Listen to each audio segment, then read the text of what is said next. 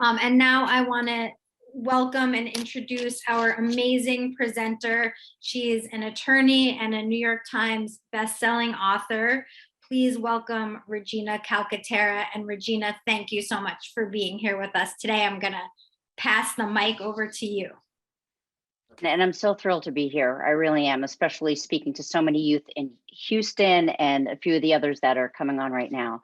So I grew up in the foster care system. I was one of 5 siblings, and my mother was had 5 children with 5 different men, and none of them stuck around after we were born. And she was mentally ill and drug and alcohol addicted. And as a result, what she would do is she would basically, each one of us was a welfare check to her. So she wasn't a caring mother. She basically, kept us in order to get, the welfare checks that she was getting in for each one of us.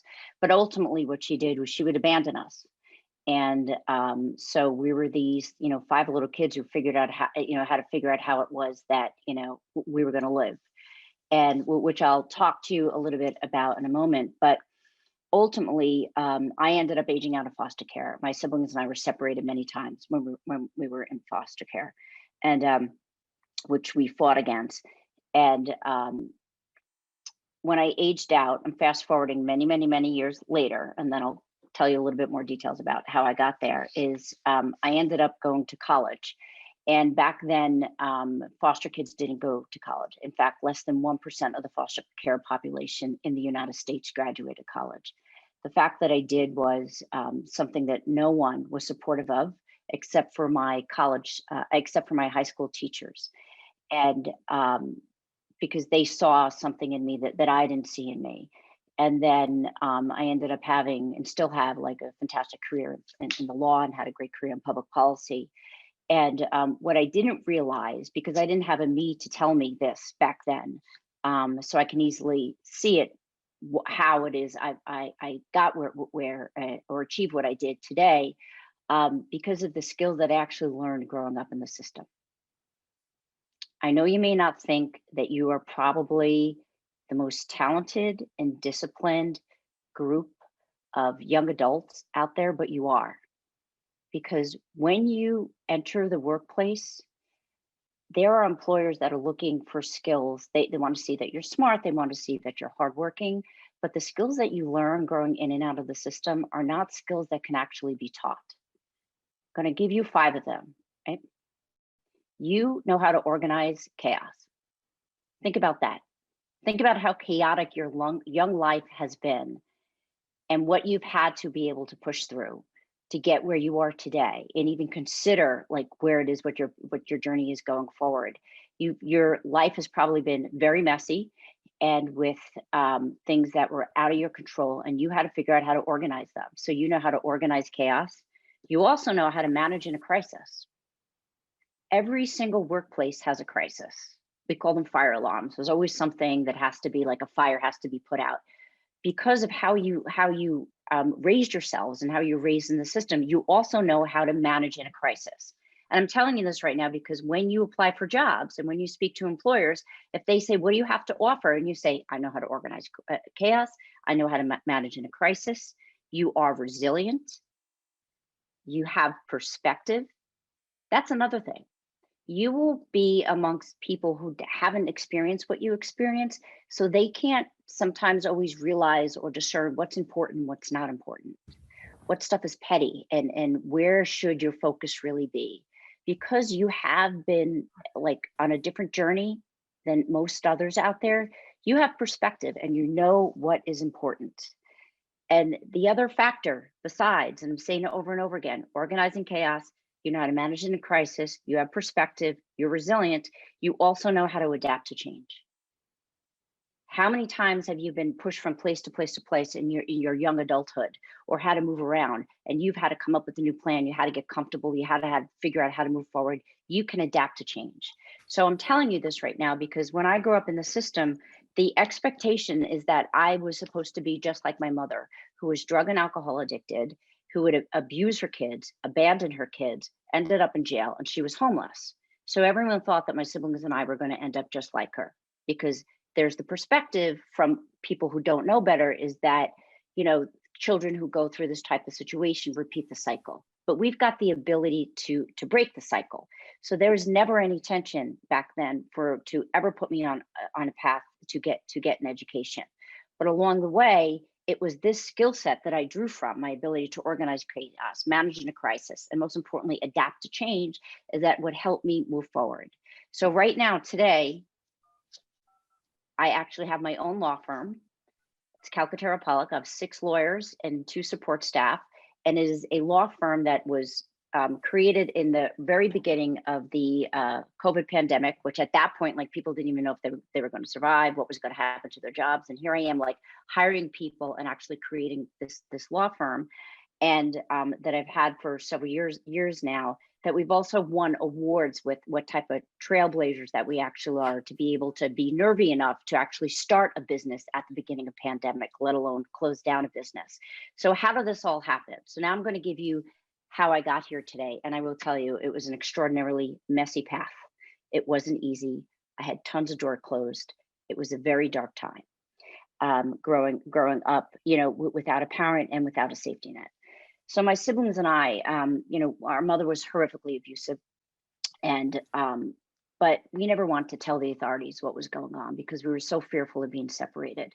Because as abusive as our mother was, and as malnutrition as we were, and to give you an example, really one of the most, the places that we got food the most was places that we would go and steal it. Like, we would steal food from supermarkets, from farms, and other places, because our mother wasn't around. She would just take whatever the welfare checks were and just go out on her binges, and we would use whatever savvy we had to steal food to eat.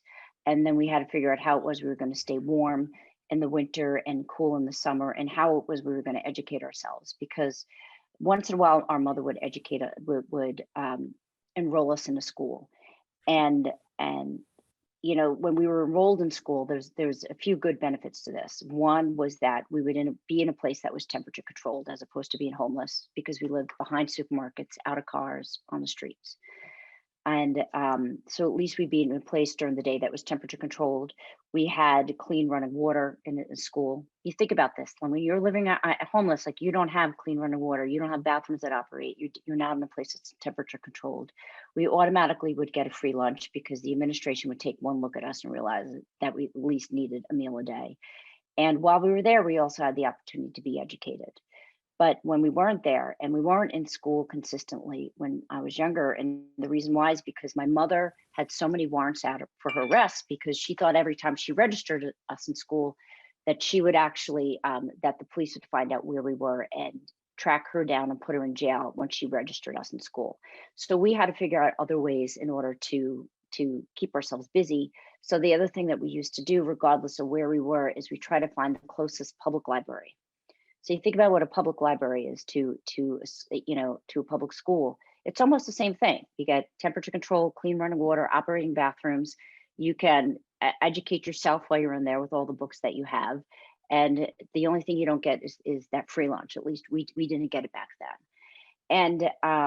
And so we'd spend as much time we would in the libraries. And I remember a series of books that I really became interested in is called the Landmark series. And you're going to laugh when I say this, but it was actually published in the 1950s. So, but it was still the books that were on the bookshelf back then. And they were a series of books about historic figures. You had Dolly Madison, you had Betsy Ross, Thomas Jefferson, the whole thing. And but the reason why, I really was enjoying reading these books, and they were for kids who are elementary age reading. But the reason why I enjoyed them is because I started reading stories about people who were living in very tough times, had very few resources available to them, had tremendous obstacles that they had to overcome, managed to overcome those obstacles, and then eventually they did something great, and then they were able to give back. And that was the kind of the theme that I was getting from this, that you can be able to push yourself up and out, even though you may have limited resources and you don't have a safety net. I mean, these were people who were fighting wars and things along that line, with limited resources. But that's what basically what the pattern was. And but what I felt is, as I was reading all these books, that there weren't enough books about women. Because why? Because these books were published in the 1950s. So that's not to be surprised. So there was a librarian that showed me a book on Amelia Earhart.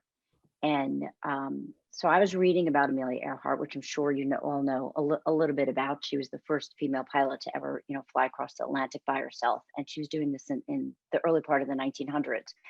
And she was doing this at a time when the role of women in society was defined, that they all had to be, you get married and you have babies, and that's basically what you did.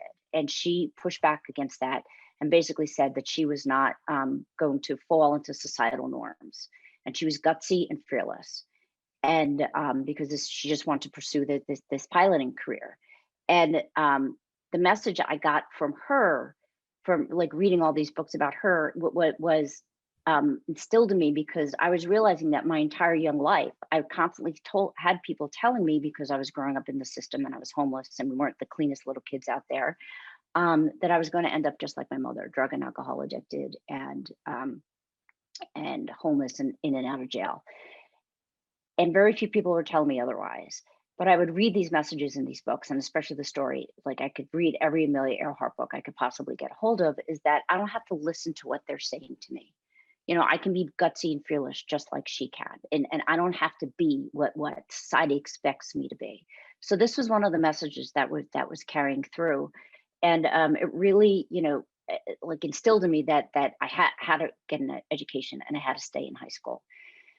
So what happened is I'm the middle of five, and basically my older siblings and I were raising our younger siblings. And at a certain point, my older siblings wanted to leave our environment because they were teenagers and they just wanted to be teens. And this is very common, as you know, growing up in and out of the system, that it's the older siblings that take care of the younger ones.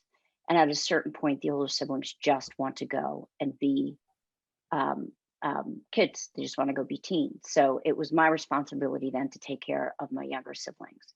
So there was about 2 years almost that I was almost on my own. And my mother would come in and out, but I was the one responsible for my 2 younger siblings. And we didn't know if we were going to survive. Sometimes I felt like I was going to freeze to death. Other times I thought we were going to just suffer from malnutrition. Other times I thought we were just going to be killed because we were just completely just open and no one else was protecting us. And but the reality is that, as vulnerable as we were, I never want to go into foster care, because when my siblings and I would be placed into foster care, we'd be separated because there was 5 of us. And that was an environment that exposed us to sexual assaults. And back when I was in the foster care system, there weren't really federal criminal background checks. So children were placed in homes, and there could have been pedophiles, there could have been rapists. It doesn't matter. There wasn't any federal background checks. People were, just signed up. They were accepted as foster children. Foster parents, and they would get their welfare check. That wasn't all the foster parents that we had, but a significant amount of them just were basically doing it for the money. We did have some very good foster parents that was, really did try to take care of us, but unfortunately we'd be removed from their homes. But because of what would happen to my siblings and I, and there were 4 girls and a boy in the foster homes, we realized that we just didn't want to be in a foster home. So regardless of how bad it was, how isolated we were, being on our own without a mother who really cared, and without, any fathers whatsoever, it was better for us to do that than to be placed in foster care. So we would constantly lie to the authorities and let them know, and never ever tell them what was going on, to try to avoid being placed into foster care. So that changed when I was 14 years old. The system found out what was happening, and I was put in one foster home with my older sister, and my 2 younger siblings were put into a different foster home. They separated us again, and my mother ultimately went to the other foster home and took my siblings and brought them to Idaho. This day and age, that would be called kidnapping. Back then, it wasn't. So she took them to Idaho, and I was in this foster home. And the foster parents were, they were blue collar workers, and never thought about an education, but they did well for themselves. So when I started saying that I was interested in going to college, they kept telling me that, that they just don't see a pathway forward for me to college because it doesn't make sense who's going to pay for my college. And so they weren't encouraging of that at all. In fact, they expected me to do what every other foster child before them did, is that age out at the age of 18 and go on my own and go find an apartment and go do something, right? And when I would be telling my social worker that I would be going to college too, she literally said to me, you're not going to go to college. I'm like, what do you mean? She's like, foster kids don't go to college. And she was right. Because back then, less than 1% of the foster care community actually graduated college. But I had these teachers at this particular high school that I was in who was telling me that the only way I can pull myself up and out and the only way I can control my destiny is to get an education. And when I was growing up, there was no such thing as coding. There were limited trades and things like that. So, now there are more options than just getting a college education in order for you to build a career and get stability, in your life. But for me, my pathway forward was an education. So I literally had these high school teachers sign me up for every AP class that they possibly could, tell me to take the ACTs and SATs when no one else was telling me to do this. And they gave me the books I needed to study. They helped me figure out a way to pay for these tests. And I took the test and I ultimately ended up getting into a large university on Long Island. And but what happened is when I went to that large university, there was about 100 students in the entry level, in the freshman classes. And I wasn't doing well and I started failing out. And I realized what my social worker was saying to me back then, why kids in foster care don't often graduate college, is because you've got nobody at that point. Like, you're on your own. You've got no safety net. You've got no cheerleader. And if you can't figure out how to do this on your own, it's very easy just to give up and go get a job and go get an apartment somewhere and figure out how you're gonna, continue surviving. And I realized the mistake I made is that I went to a large university because I needed attention. I needed a smaller classroom environment. So, but I was going to fail. I was going to quit college. And a friend of mine who was going to a state university that was much smaller, a few hours away, I told her that, and I went to high school with her. I told her I was going to quit college. And she said, you can't do it. You have to go to college. It's the only way you're ever going to be able to, have a future. And, so I said, no, I'm going to quit. I just can't do this on my own. And she said, well, if you come here, you're not on your own. There's 8 of us from high school that are going here. We all know you. You have this family here. And she was right. So I transferred away, and I was surprised at this school at SUNY New Paltz. And I'm saying it's a state university school in New York that I'm now on the board of. But they had, my GPA was so bad from after going to the larger university. I think my GPA may have been around a 1.5 and 1.8. And I was like, they're not going to accept me because I was just failing out. And the reason why I was failing out was not only because you had big classes, but I was working several jobs at once. And then I was also still suffering a lot of trauma that I never received therapy for. And then also my younger siblings were being abused in Idaho. So there was a lot that I, as a young person, was trying to manage that I just wasn't able to keep up with what this larger university expected me to do. So when I applied to New Paltz, I described my story, and they let me in. They admitted me, and I was admitted into an Eop program, which is an educational opportunity program, because I was economically and socially disadvantaged. So what that meant is that I was going to get a few $100s a semester to pay for books. That's all it was. But while I was there and I was away at college, I had to work 3 jobs at once at this other university. And I thought I was actually going to be a teacher. And so I signed up for an education major at this because the school had a education major there. And I wanted to be a teacher because I wanted to be like the teachers who took care of me when I was in high school, open up doors for others as they had opened up for me. And so I signed up for all these education classes. And then I had to take I had to take a history class because it was something that would fulfill it was a requirement. And the only class that was available that would fulfill a history requirement for that particular semester when I transferred, which was my second semester of my sophomore year, was a class on international politics that was offered about 8:30 in the morning, maybe 8 o'clock, maybe even early. It was really early in the morning, but I signed up for it. And it was a crazy thing to do because I don't know any 19-year-old in the right mind who would ever sign up for an international politics class that early in the morning, but I did. And so I was taking my educational classes. I was taking this particular class, and I started learning about global politics, about different societies, you know, and different cultures and different economic factors across the globe. I was learning how people were suffering in Haiti and in the Philippines because the dictators there at the time took all the money. There wasn't any type of, you know, economy at all. There was no social safety net. There was no such thing as food stamps or Medicaid or anything else like that. And I started learning about people in other countries as well. The same thing, that they were living in countries where there was no social safety net. And growing up, you know, there were food stamps that were available. You know, if we were able to get it, there was a public school system, there was a public library system. As a girl, I was, you know, obviously able to get educated here. But in many of these other countries, if there was an educational institution, girls weren't allowed to go. It was just the boys. And there, I was learning also about countries where people were so poor that they couldn't even afford to feed themselves, and let alone their own kids. They weren't able to feed themselves or their own kids.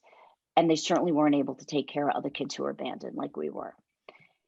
So I'm sitting here in this class, learning how people were living across the globe. And I'm sitting in this classroom. I grew up as this kid who was abused, sexually abused, physically abused, in and out of foster home and homeless shelters, and really no safety net whatsoever. And I'm in my second semester of my second year. I'm now 2 years away from graduating college. How did that happen? And I realized how it happened is that I was born into this situation into the US. And because if I was born into my situation in any of these other countries that I was learning about, I would have been trafficked in the sex trade. So all my siblings would have been, boy or girl, it didn't matter. We would have been sex trafficked. We would have been child warriors, and you know, we would have died at a very young age. And here I was 2 years away from graduating college. And so for the first time in my life, I really started changing my perspective around, because I was so angry about how it is that I grew up and what it is that I went through. And I was wondering, how come I was dealt this hand? How come my siblings were dealt this hand? And I would be looking at so many other people, even my friends and peers, and that had like a decent, you know, healthy family. And even for the, you know, blue collar family or low income family where the parents are working so much, like the kids were just loved and taken care of. And I thought, like, how come we didn't get that? How come we didn't deserve, like, what did we do to not deserve this love or get this love, or actually have the opportunity to maybe watch a TV or get a Christmas gift or be in a place that's warm, or, you know, live in a place with an operating bathroom? And but this changed my perspective, and I realized is that I'm actually where I am today, where I was that day, because I was born in the US. Because here we have opportunity. We have public libraries. We have public schools. We have public colleges. You have subsidies when you could go away to public colleges. Some of our tuition could actually be reduced because of our status being economically or socially disadvantaged. So what I did that semester is I changed my major to political science, because what I really wanted to know is that, how does government work? How does public policy work? Who are these people that actually are making decisions that impact the lives of my siblings and I? How come certain decisions were made about us, made for us by others that really hurt us? So I wanted to understand more about politics, and we're not talking politics, I promise you. But governing involves politics, and the definition of politics is the allocation of resources. And what that means is that whoever is in charge of the politics allocates the resources. So it basically is whoever wins as president, as governor, as county executive, as a supervisor, as a mayor, they're the ones in charge of allocating the resources. They're the boss of everything that's out there. And as I'm learning about this, I thought, well, who are these people? And one day, I want to be the one in charge of the resources. I want to be the one in the position to help others who grew up in a similar situation as me. And I just made that decision that semester. And I said, I just want to learn more about this. So ultimately, I changed my major to political science. and ended up graduating in 4 years, even though I was working 3 jobs at once, and graduated with a 2.8, which wasn't fantastic, but at least it was a lot better than 1.5 I started out with. And did internships, and for one related to being involved in a global UN debate for students, and another one where I worked for a state senator up in the capital of New York State. And several years after college, immediately after I graduated, and several years after that, I had jobs in public policy. And I'm sitting here dealing with I'm sitting here working in the world of public policy, helping advocate for civil rights laws, things along that line. Back in the late '80s, early '90s, and so just kind of giving you my age, but also it's helpful to understand like what it was that just wasn't there, what wasn't available, and all the barriers that to succeed. And I'm working around a lot of lawyers. So at a certain point, I'm like, why don't I go to law school? But I couldn't afford law school because I'm still on my own. I'm still paying my own rent. I'm still paying off my college loans. I've got debt. It's like I can't afford to go to law school. But I kept thinking that I have to figure out how to be able to do this. So ultimately, what I did is I applied to go to law school at nighttime. And so I would work during the day and keep my job and go at nighttime. When you go to law school at nighttime, it's for 4 years, from 6 to 9:30, 4 nights a week. It's just awful. It's just as bad as college. I mean, college was really bad when you work several jobs at once too, because it's very, it was very dark, and sometimes it gets depressed. You get depressed because no one is really encouraging you, and you have to be the one always kind of like to encourage yourself to wake up every morning, get out of bed, get your feet on the ground, put one foot in front of another, and walk up that hill to where you got to go that day, and just get that day done. And that's what I was thinking, is that I'm going to be a day closer to, every day I get through is a day closer to graduation. So, what I did is in order to get to college, I made mini goals. Like, okay, get through this month, get through this test, get through this semester. I never thought I would graduate in 4 years. I wasn't even sure if I was going to graduate at all, but I at least did it, in small goals. And if I reached that goal, then okay, then I reached another goal. Then I would go on to the next semester. But I never ever thought I would ever get a higher education beyond college, because I was at that point when I graduated college, I was less than 1% of the foster kids in the US who actually got a college degree. That was a huge achievement. I thought I'd be like finished at that particular point. But once I got out there and realized what my skill set was, and I was working alongside lawyers, and everything that I learned when I was younger, how to organize chaos, how to manage in a crisis, how to adapt to change, how to be resilient, and the perspective that I had operating with other adults who had much more experience than I did on the work front, but I had a different type of experience as well that really served valuable. So I applied to law school, and guess what? Every single law school I applied to, except for one, rejected me. I had to take an LSAT score, a test, and in order to get into get into law school, and that was competitive. But my GPA was poor; it was 2.8. You need over a 3.2, maybe a 3.5, or close to a 4.0 to get into some law schools. And I was rejected by all of them except for one. And this one law school that admitted me in, which is Seton Hall Law School in New Jersey, they admitted me in because they had a special program for students who were, or applicants that were, economically or socially disadvantaged, which I fit into. And basically I explained to them why my GPA was 2.8. So what they did is they conditionally admitted me into their law school. I had to take a series of tests. I had to do certain things and get a B. And if I got a B in this program, then they were going to admit me into law school, which I did. So I was working full time during the day, had fantastic jobs. I was going to law school at nighttime. It wasn't perfect. Again, my GPA was not good at all, but I was already making so many contacts during the work that I was doing during the day. I was less concerned about having a fantastic, GPA. So it was 4 years of complete misery, not having a social life. It was really tough because I was working full time and doing that at nighttime. And I took the bar in July, because you graduate in May and take the bar in July. And back then, you don't find out until November if you pass the bar.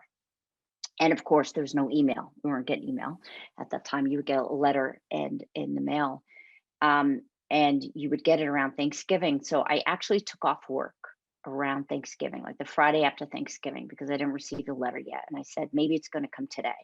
And I took off work and I sat next to my mailbox and waited for the mailman to come. And he delivered my letter that day, and to let me know whether or not I passed the bar or not. And I knew if it was a big envelope, it would show that I failed and this was an application for you to apply again. But if it was a little envelope, it meant I passed. And I got a little envelope and opened it up. And I literally started crying. I fell to the ground and just cried, because I realized after taking the test, and I was 30 years old at this point, after passing the exam, that for the rest of my life, all I have to do is work one job. That's it. Just work one job. And it was so hard to get there. There's so many times it was isolating. It was imperfect. It was messy. I didn't get fantastic GPAs.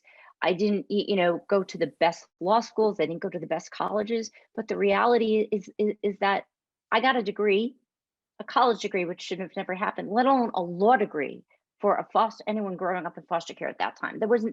No one ever tracked that at that particular time. So ultimately what happened is I went on and I was practicing law. And then in 2012, a friend of mine runs the county of Suffolk, where I grew up as a homeless kid in foster homes. And it's on Long Island, on the east end of Long Island, outside of New York City. And the county of Suffolk has 1.3 billion people. 1.3 million people living in it, a budget of almost $3 billion, and a workforce of close to 10,000. It's larger than about 10 states in the US. There are 10 states in the US that don't have a population of 1.3 million, that don't have a budget of 3 billion and don't have 10,000 people working for them for the state. So it's a pretty big, dense county.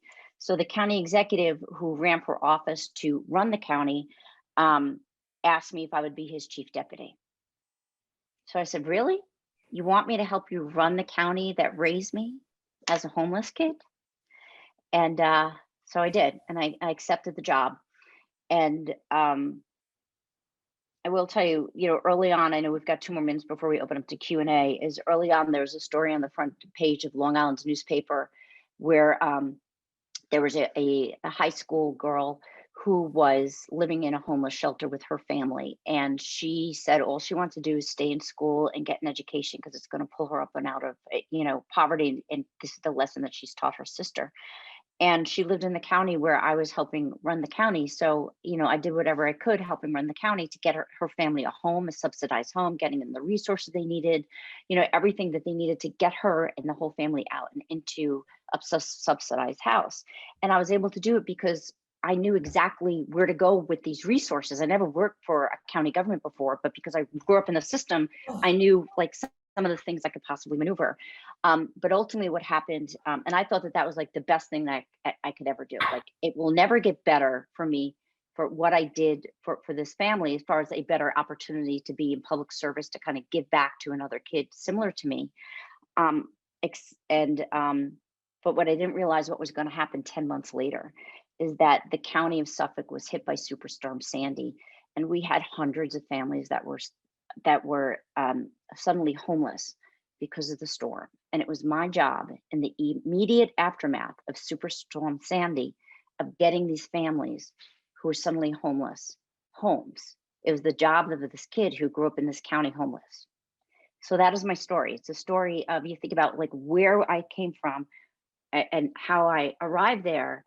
It was because I believed in myself at a certain point, as even though many other people would try to push me down, but it also was up to others, along the way, who actually helped build up my self-esteem and my confidence. But I also figured out how to harness what I learned as a child growing up in this situation, how to organize chaos, how to manage in a crisis, how to use my resilience, my perseverance, and my perspective and my ability to adapt to change in the workforce. And that is actually what led me to actually open up my law firm at the beginning of COVID, because compared to everything else that I've experienced in my life, I'm like, oh, this shouldn't be too difficult. Meanwhile, it's like definitely something that most people, weren't even going to think about doing, is opening up a business in March and April when this all started. But it's because of that skill set that I learned when I was younger that got me here. So I just wanted to share that with you, is that it's a tough road. It's a long road. It's very, very difficult because, many times you're just not going to have a safety net. You may not have someone that's cheering you on, but you just have to continue believing yourself. And eventually you're going to get there. Eventually you're going to be 25 one day. What do you want to achieve by the time you're 25? What do you want to have in your hand at that point? Do you want to have a trade? Do you want to be a coder? Do you want to have a degree? You just got to keep doing it. And it doesn't have to be perfect. It doesn't have to be easy. It's going to be messy, but you're going to be there one day, and you're going to be 30 one day. What do you want to do when you're 30? What do you want to have achieved at that particular point? The road is hard, but if you just keep going and put one foot in front of the other, there's nothing that can stop you, because there are enough resources here in the US for you to take advantage of, but you need to believe in yourself.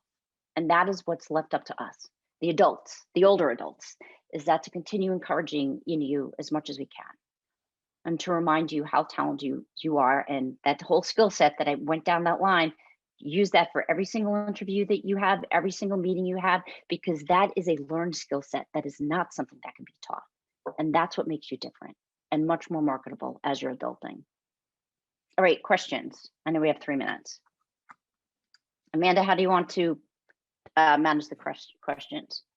Thank you so much, Regina, for your inspiring story and those amazing words about, how this group is really competitive for a job with all of these skills. I popped it in the chat, those skills, so that you guys can take it with you, because like Regina said, in an interview, that's a great thing to have those in your back pocket of what you bring to the table.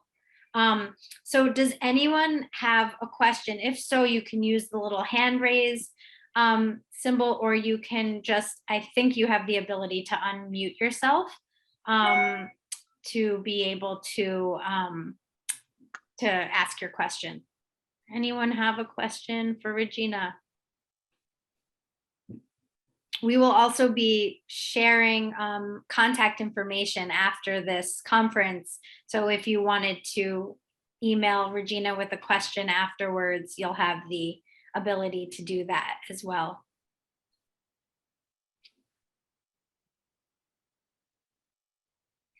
Oh, we have a thumbs up, but I don't think that's a question.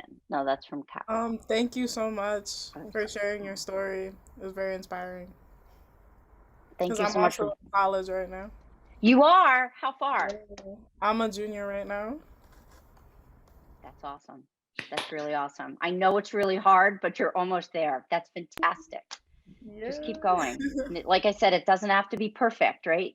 It's going to be messy, but you're doing something that is extraordinarily complicated to do with very limited resources, and it just changes the trajectory of your life. So I'm very proud of you.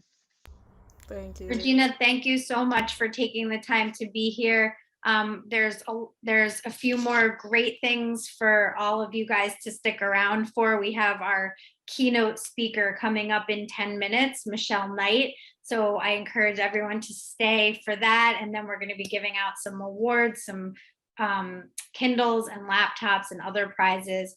Regina, thank you so much for being here with us today. It was my honor. It really was.